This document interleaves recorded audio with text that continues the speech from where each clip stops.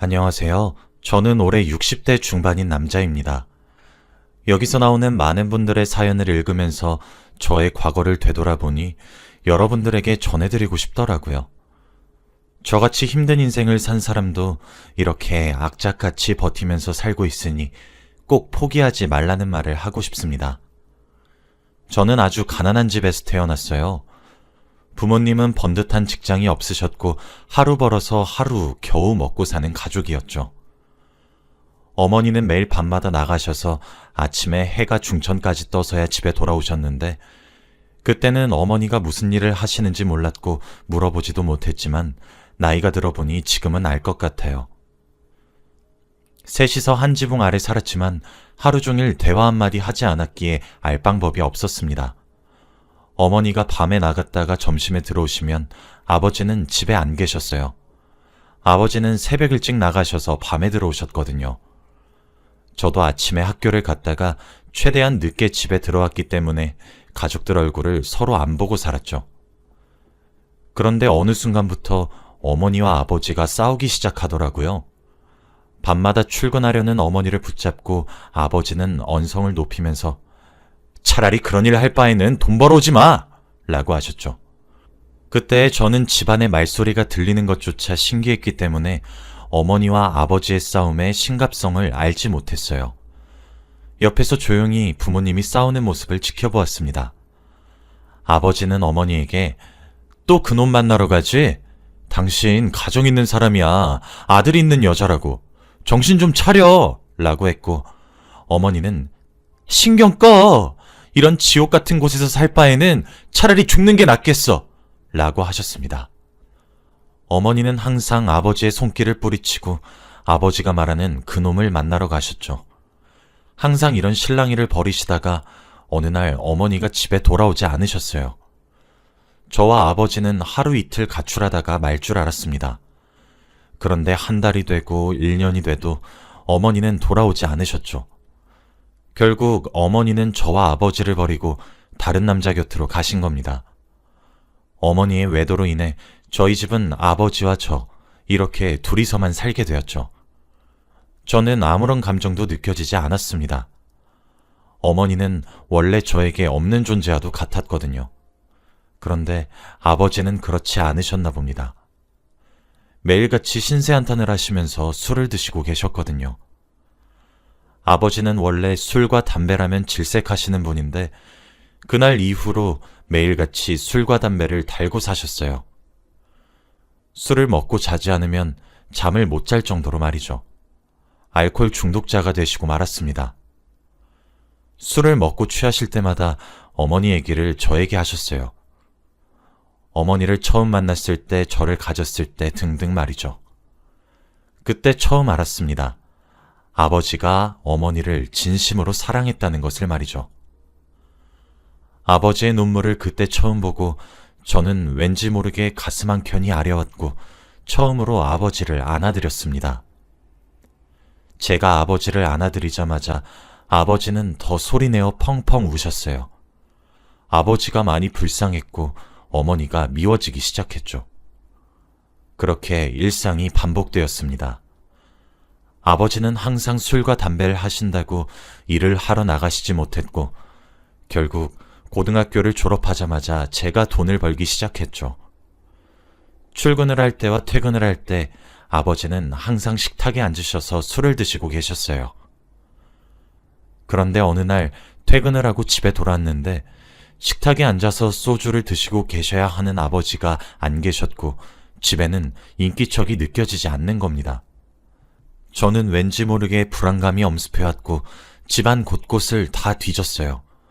그런데 아버지는 방에 누워 계셨습니다. 저는 너무 놀라서 아버지를 깨웠지만 눈을 뜨지 않으셨어요.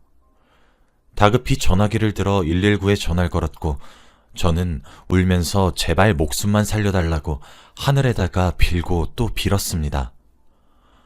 어머니도 없는 마당에 아버지까지 없어진다면 세상을 살아갈 수 없을 것 같았거든요. 혼자서 의식이 없는 아버지를 부둥켜 안고 펑펑 울고 있을 그때 구급대원들이 집으로 들어왔습니다.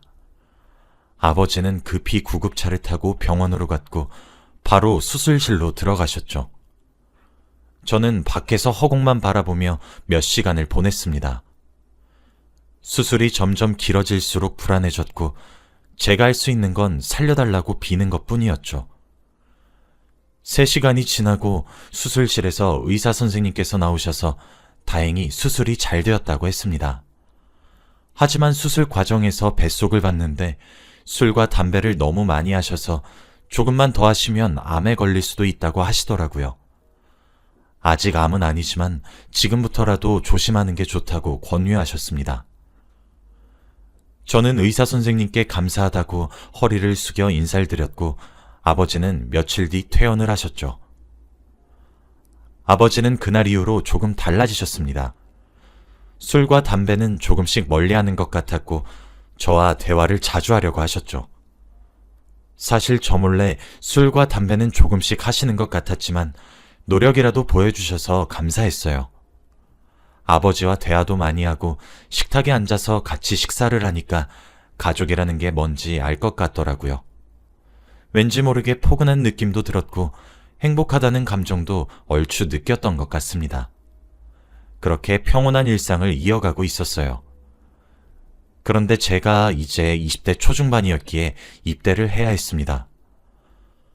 원래라면 혼자 계실 아버지가 걱정되어서 입대를 최대한 미뤘겠지만 그때의 아버지는 예전보다 많이 나아 보이셨기에 혼자 계셔도 괜찮을 것 같았어요. 아버지도 저에게 자기 걱정하지 말고 군대에 얼른 갔다 오라고 하셨고요. 그래서 고민하지 않고 입대를 했습니다. 휴가도 자주 가서 아버지를 뵙고 군대 생활도 나름 괜찮았어요. 그때 저녁이 얼마 남지 않았을 때 밖으로 나가서 어떤 일을 할지 고민하고 있었죠. 그런데 어느 날 소대장님께서 저를 급히 부르시더라고요. 무슨 일인가 싶어서 달려가 보니 소대장님께서 하시는 말씀은 정말 충격적이었습니다. 바로 제 하나뿐인 가족인 아버지가 돌아가셨다고 하셨거든요. 군대 전역을 얼마 남겨두지 않고 있었는데 이런 소식이 들리다뇨. 저는 휴가를 써서 당장 밖으로 나갔습니다. 그런데 제가 본 아버지의 모습은 정말 마르시고 뼈밖에 남지 않은 모습이었어요. 아버지는 제가 군대에 입대한 후 다시 술과 담배를 시작하셨다고 합니다. 그러다가 암이 퍼졌는데 일부러 숨기고 계셨대요. 저한테 병원비 부담도 주기 싫고 걱정 끼치고 싶지 않았다고 합니다. 그렇게 아버지는 항암 치료를 받지 못하신 거죠. 장례식장에서 아버지의 사진을 보는데 눈물이 미친 듯이 나더라고요. 이러다가 탈수 증상이 올 것 같다 싶을 정도로 펑펑 울었습니다. 저는 친척도 없고 친구도 없어서 장례식장은 거의 텅 비어 있었어요. 그래서 더 소리내어 울었답니다. 장례식장이 끝나고 집에 돌아와서 아버지의 물건을 정리했어요. 그런데 옷장 깊숙이 바카스 상자가 들어있더군요. 바카스 상자를 들어보니 꽤 무거웠습니다. 그 상자를 열어보니 10,000원짜리 600장과 편지 한 통이 있더라고요. 바로 아버지가 저에게 쓰신 편지와 돈이었습니다. 편지째를 열어서 내용을 확인해 봤어요. 아들아, 미안하다. 난 이제 얼마 살지 못할 것 같구나. 우리 아들에게 유산이라고 물려줄게. 고작 600만 원이 다네. 이걸로 아들 하고 싶은 거 다 해. 내가 평생 집만 되게 살아왔는데 이제 아버지 없으니 행복하게 살렴. 그리고 방세는 10달치 거 이미 냈으니 걱정하지 않아도 된다. 저는 편지를 읽고 다시 펑펑 울었어요. 이 돈으로 차라리 항암 치료라도 받으시지 이게 뭐라고 암에 걸린 채로 막노동을 뛰셨을까요? 저한테는 이 600만 원보다 아버지의 건강이 더 중요했는데 말이죠. 아버지가 정말 보고 싶고 그리웠습니다. 아버지에게 조금만 더 관심이 있었다면 아마 이런 일이 없었을까요? 정말 죄책감이 많이 들었고 슬펐습니다. 저는 일단 남은 군복무를 마치고 조용히 전역을 했어요. 그리고 일자리를 구했죠. 아버지가 주신 600만 원은 절대 쓸 수 없었습니다. 아버지가 피땀 흘려서 번 돈을 차마 쓸 수 없겠더라고요. 대충 공장에 취업해서 생계 유지를 할 정도로 벌고 있었습니다. 그런데 아무 의미가 없더라고요. 제가 돈을 버는 이유는 항상 아버지를 호강시켜드리기 위해서 번 거였는데 이제는 아버지가 없잖아요. 그렇게 무기력한 인생을 살아가고 있었습니다. 그런데 어느 날 한 여자가 나타났어요. 직장에서 만난 여자인데 처음부터 제가 한눈에 반하고 말았습니다. 얼굴도 너무 예뻤고 성격도 좋았거든요. 저는 한 번도 여자를 만나본 적이 없어서 어떻게 다가가야 하는지 전혀 몰랐기에 멀리서 지켜보기만 했습니다. 그런데 정말 놀랍게도 그 여자가 먼저 저에게 데이트 신청을 해주었어요. 그 여자도 저를 마음에 두고 있었던 것이죠. 저희 둘은 자주 만나면서 사랑도 키워나갔습니다. 그런데 알고 보니 여자친구도 저희 집안의 형편과 비슷하더라고요. 그래도 부모님은 두 분 다 계셨는데 경제적인 형편이 좋지 못했습니다. 여자친구는 지방에서 살아서 서울인 이곳에서 혼자 자취를 하고 있었죠. 그리고 저희가 사귄 지 몇 년이 되었을 때 저한테 같이 살자고 하더라고요. 여자친구도 제 경제적인 사정이 힘들다는 것을 아니까 돈도 아낄 겸 같이 살자고 했습니다. 저는 마다할 이유가 없었기 때문에 저희 둘은 집을 합치게 되었어요. 저희는 직장도 같았고 사는 곳도 같아서 하루 종일 붙어 있었습니다. 출근도 같이 하고 퇴근도 같이 하고 집 앞에서 저녁거리를 사서 집으로 돌아와서 같이 저녁밥을 해먹는 게 정말 행복하더라고요. 가족이 생기는 기분이라고 해야 할까요? 왠지 모르게 포근한 기분이 들었습니다.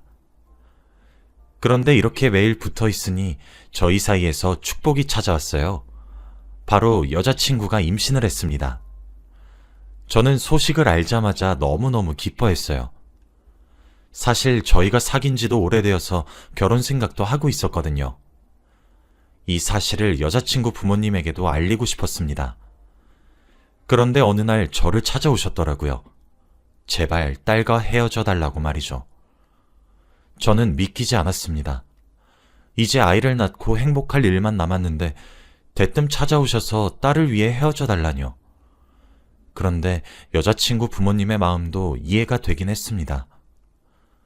여자친구 부모님은 딸이 조금 더 돈 잘 벌고 번듯한 직장을 가진 남자를 만나서 행복하게 살길 원하셨겠죠. 저는 그렇지 못하니까 말이죠. 정말 고민을 많이 했습니다.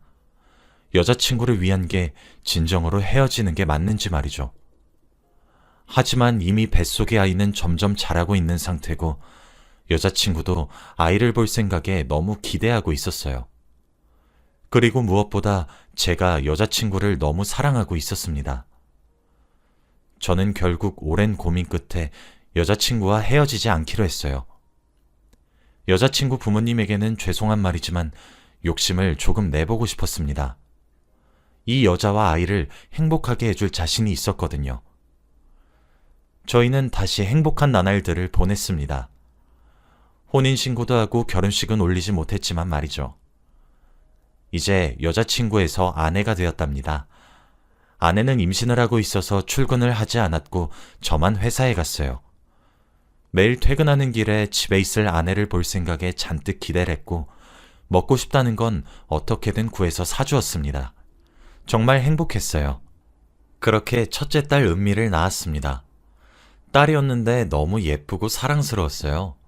처음으로 가족 같은 느낌이 들어서 너무너무 행복했습니다. 육아는 역시 힘들긴 했지만 그래도 그만큼 배로 기쁘더라고요. 낮에는 아내가 육아를 하고 퇴근하고 나면 제가 아내를 많이 도와주었습니다. 저희 부부는 싸움을 거의 하지 않았어요. 아내가 워낙 착했거든요. 정말 행복한 날들의 연속이었는데 또 행복한 일이 생겼습니다. 바로 아내가 둘째 아이를 임신한 거였어요.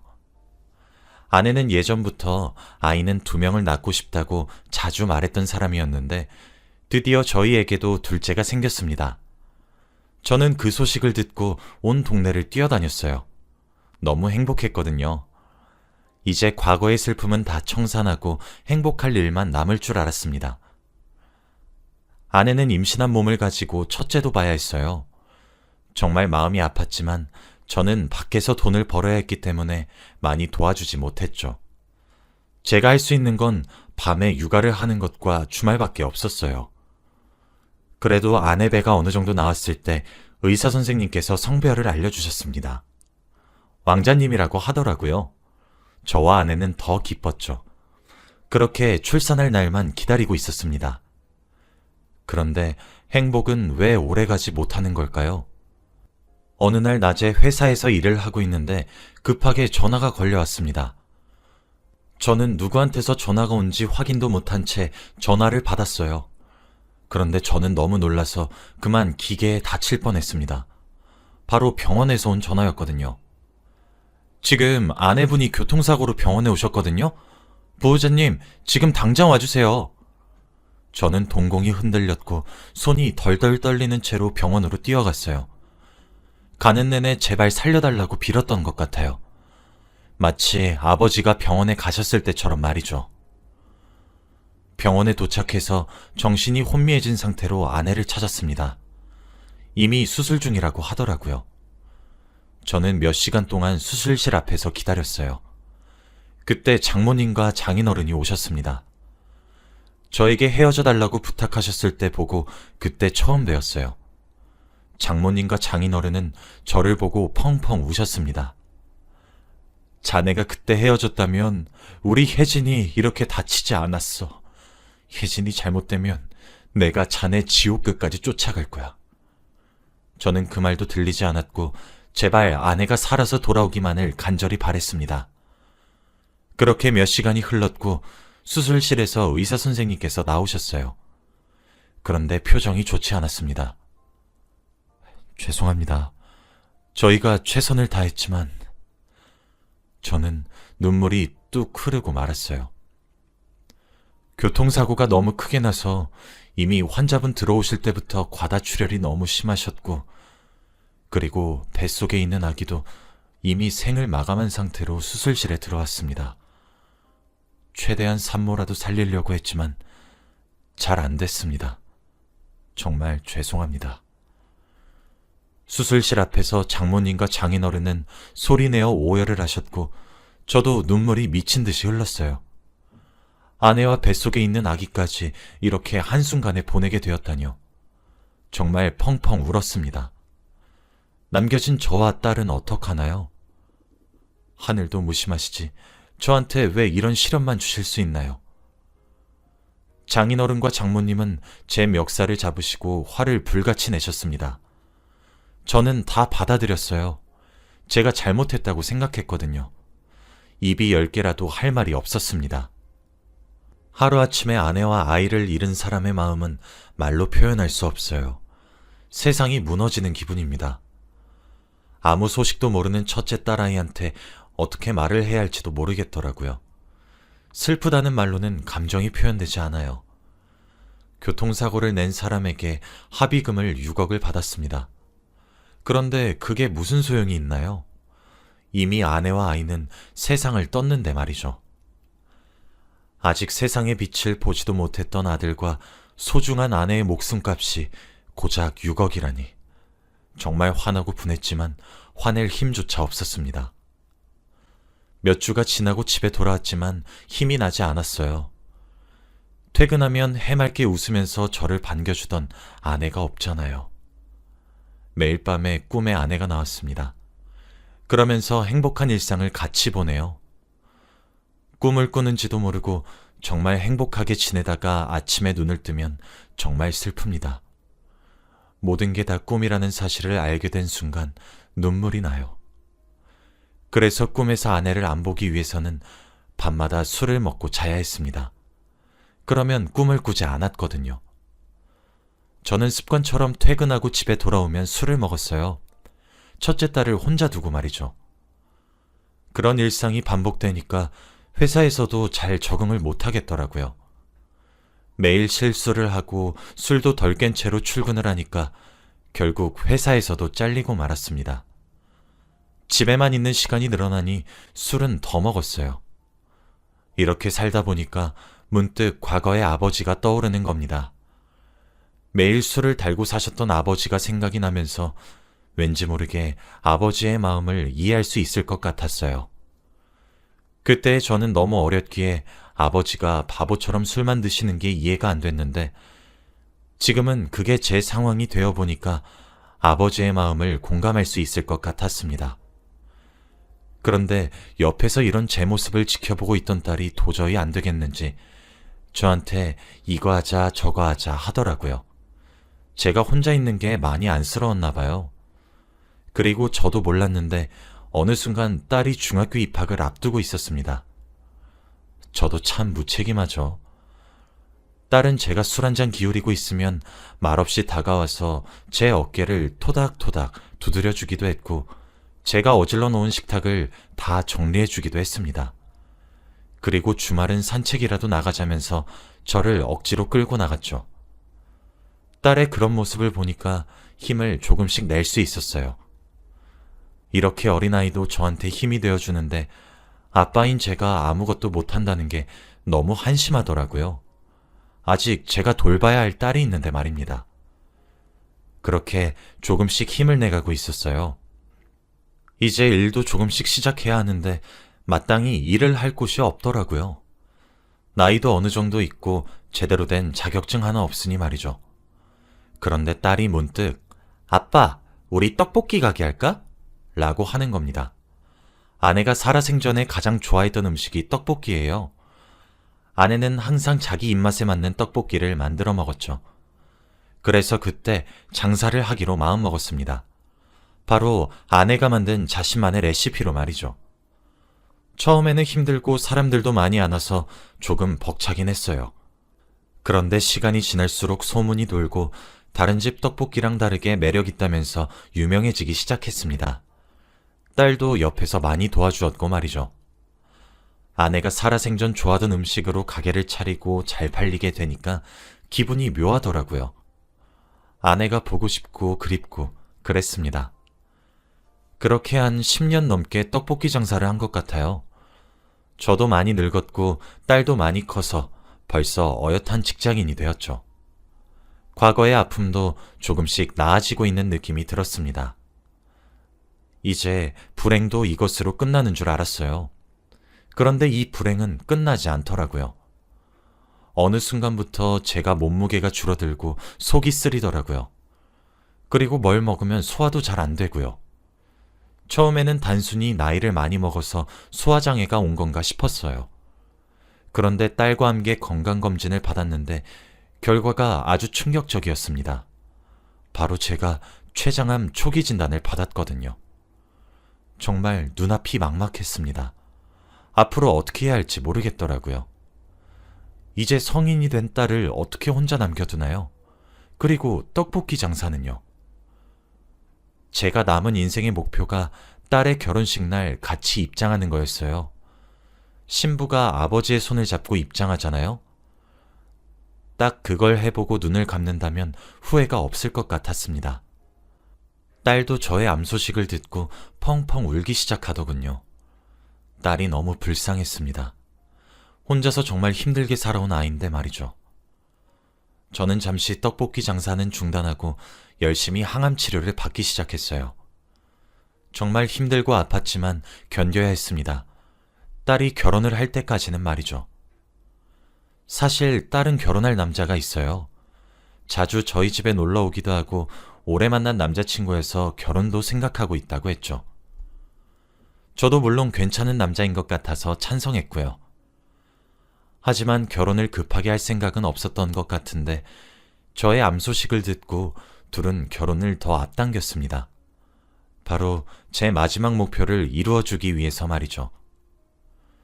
지금 생각해봐도 딸과 예비 사위한테 너무 고맙습니다. 며칠 뒤 딸의 결혼식이에요. 그날을 위해서 항암 치료도 열심히 받고 있죠. 제가 마지막으로 원하는 건 딸이 꼭 행복했으면 좋겠어요. 딸한테 갈 불행을 제가 다 겪은 거라고 해주었으면 좋겠습니다. 혼자서도 정말 잘할 수 있는 아이거든요. 떡볶이 장사는 딸한테 물려줄 생각입니다. 딸이 하고 싶다고 했거든요. 이제 딸의 결혼식 날만 지나면 저는 후회가 없을 것 같습니다. 제 이야기는 여기까지예요.